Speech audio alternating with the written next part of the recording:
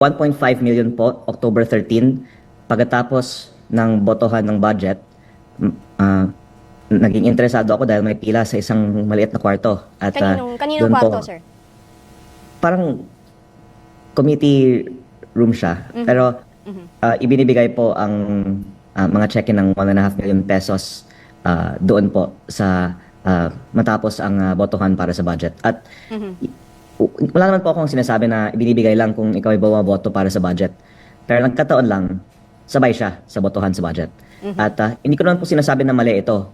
Mula sa simula, ang sinasabi ko, hindi naman dapat tanggalin ito. Dapat lang, isa publiko magkano. Pati para sa mga kongresista, kasi ngayon tinatalakay ito, ang lumalabas, may mga ibang kongresista na nagsasabi, hindi ko nakuha yung akin, bakit ako wala? Kasi baka inipili lang din sino ang binibigyan. Kaya dapat naman kalaban o kakampi, bigyan, di ba? Kasi ito naman po ay pondo para sa ating mga constituents. Pero dagdag ko din na ang trabaho naman natin ay gumawa ng batas at hindi naman natin kailangan ng budget para magbigay ng pamasko sa ating mga kababayan, di ba?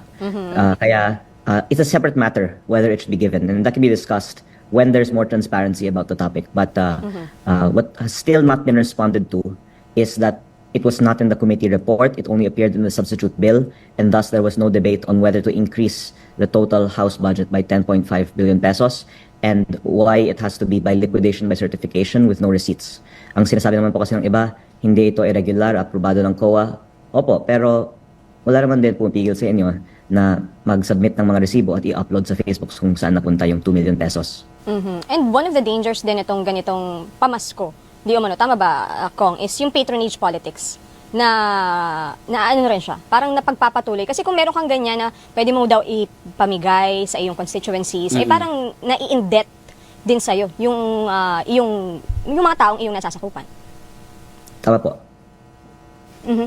And sir, pero kasi, yun nga, merong mga nagsasabi from the majority na walang natanggap, pero even the minority. Kasi si Congressman Tino of ACT Teachers Party List, sinabi rin niya, dinenay din niya na may ganyang bonus. So is that because baka sila walang natanggap? Yan ba yung binabanggit niyo na hindi lahat nakatanggap? Opo, actually, natutuwa ako dahil nagkataon yung mga ini-interview ng media, baka yung mga hindi binibigyan. Kasi, syempre, yung mga binibigyan, ayaw magpa-interview, di ba? Pero, syempre, ang Makabayan Bloc kasi ay oposisyon sa Kongreso. Pero, yung mga iba naman na na-interview, napansin ko, ang sinasabi nila, they deny that there is a Christmas bonus.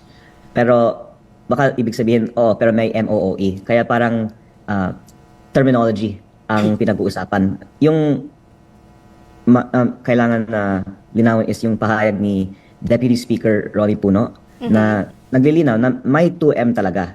Sinabi lang nga niya na hindi ito para sa sarili natin, para sa mga Christmas parties ng mga barangay captains, health activities, at pati si Congressman Terry Redon din po kahapon sa DCMM ay nagsabi na may 2M talaga at may 13th and 14th month bonus pa. Nahiwalay Kaya, pa. Opo, kaya kung may 1 million basic office budget, tapos may 3 months pay sa sweldo, tapos may 2M pa, ibig sabihin almost 4 million pesos ang may iti-take home ngayong December na muli, hindi ko naman sinasabi na mali, pero I think at least we can upload on Facebook kung saan natin nagamit itong pondo. Alright mga kababayan, magre-react tayo dito sa statement ngayon ni Congressman Leandro Leveste patungkol pa rin dito sa controversial din na pinag-uusapan itong 2 million bonuses ng mga congressman, mga kababayan. At mayroon nga pong statement din itong sila Congressman Ronnie Puno at si Congressman Terry Redon patungkol dito na ito pala ay para sa mga gastusin sa distrito daw, mga kababayan, kung may mga Christmas party at pang gastos sa mga barangay, At meron pa palang 13th at 14th month pay, mga kababayan, itong sinasabi ngayon ni Congressman Terry Redon.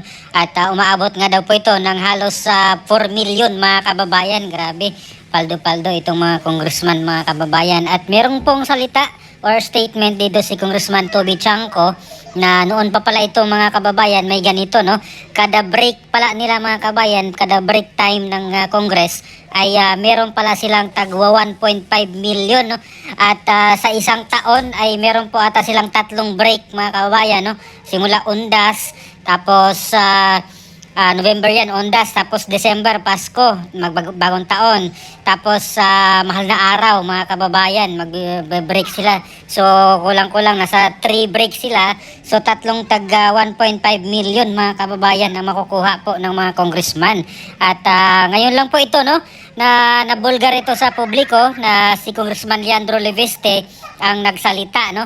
Samantalang noon ay wala pong mga congressman na nagsalita patungkol dito na may mga ganito palang natatanggap kada break nila mga kababayan, no, dito sa Congress. At sa aking opinion dito, no, kasi si Congressman Leandro Leveste ay first time congressman mga kababayan, no. First term niya ngayon, unang tumakbo siya nung nakaraan, ay ngayon lang po siya naka-experience ng ganito mga kababayan. So siguro hindi niya ina-expect na may ganitong kalakaran or merong mga ganitong bigayan, no, pag mga break nila, Christmas break at nung Ondas nga mga kababayan, ay nagsalita itong si Congressman Leandro Leveste, no, kasi baka hindi siguro niya in-expect or hindi niya alam before, no, prior to his pag-upo dito sa bilang congressman ng 1st District ng Batangas, ay baka walang nag-inform sa kanya na may ganito palang bigaya, no, kada break time nila may mga bonuses na silang matatanggap, at ito daw po ay para sa distrito mga kababayan na gastusin. Although hindi naman po niya kini-question kung bawal ba ito, ang kanya lang pong hinihiling ay transparency mga kababayan, no, na sana ay tapat at sabihin ng mga congressman kung saan nila ginagastos itong mga milyones na ito mga kababayan. Hindi po biro ito, milyones po ito mga kababayan. At itong paggastos nila ay hindi po sila talaga na-liquidate ng maayos, no, kasi liquidation by certification lang po sila mga kababayan.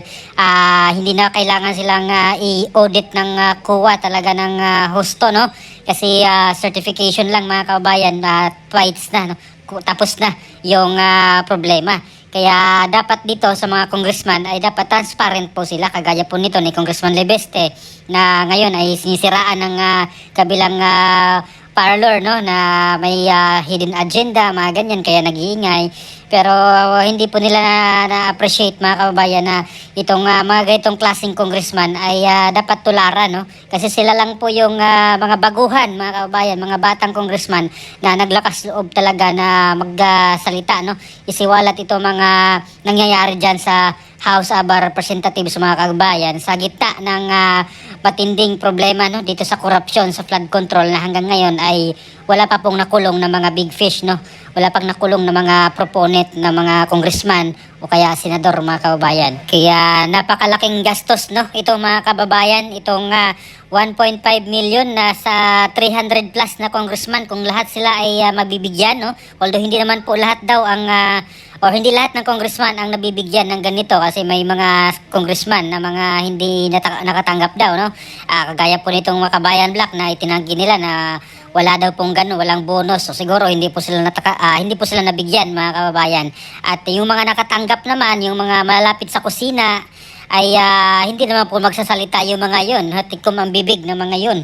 Kasi syempre nakatanggap sila at ayaw nilang ipaalam mga kababayan dahil baka pag-initan sila ng taong bayan, no, mga kababayan, kasi hindi po natin alam kung saan po nila gagastusin yung mga perang iyon. Although sinasabi lang para sa distrito na, sa operational expenses ng distrito. Pero yun nga, hindi po natin talaga mabusisi kasi yung liquidation naman nun ay liquidation by certification lang mga kabayan, no. Hindi natin alam kung saan ginagastos at kaninong bulsa napunta yung milyones na iyon, no, mga kabayan. Yun po yung masaklap dito, no, sa mga congressman. Samantalang pag sila ang magkakandak ng hearing, lalo na nung nakaraan kay BP Sara, yung confidential funds ay kahit piso ay talaga kanilang binusisi. Pero yung kailang mga sariling gawain dyan sa House of Representatives na liquidation by certification lang mga kababayan, ay hindi po sila nahiya talaga mga kababayan, no, na nagbabalat sibuyas ang mga yun, no, na sila mismo ay ang pag-liquidate ng kailang mga ginagastos mga kababayan, no? Pera ng taong bayan yan mga kababayan, no? Yung mga perang iyan na tinatanggap nila, yung mga bonuses nila, galing sa tax natin yan mga kababayan. Kaya may karapatan tayong alamin kung saan napunta sa lahat ng mga pinabayad dating tax, may karapatan tayong tanungin kung saan napunta. Dahil hindi biro mga kababayan no, na magtrabaho ka at magbayad ka ng tax. Pero ang makinabang lang ng pinagbabayad mo mga tax mga kababayan ay yung mga corrupt na mga politiko lang mga kababayan. No? Sila lang yung paldo. Yun po yung mga term ngayon, no? Paldo. Yung mga congressman na nakatanggap ng mga ganong bonuses. Wala pa yan. Yung mga pork barrels, no? Mga kababayan, doon po talaga yung malaking kinikita nila, no, itong mga pork barrels, no, pero yung term nila ngayon ay allocables, talagang billion mga kababayan ang pinag-uusapan natin dito sa pagdating sa mga pork barrel or allocables. So itong mga bonuses ay ano lang ito, barya lang mga kababayan, 1.5 million is barya lang yan sa kanila mga kababayan.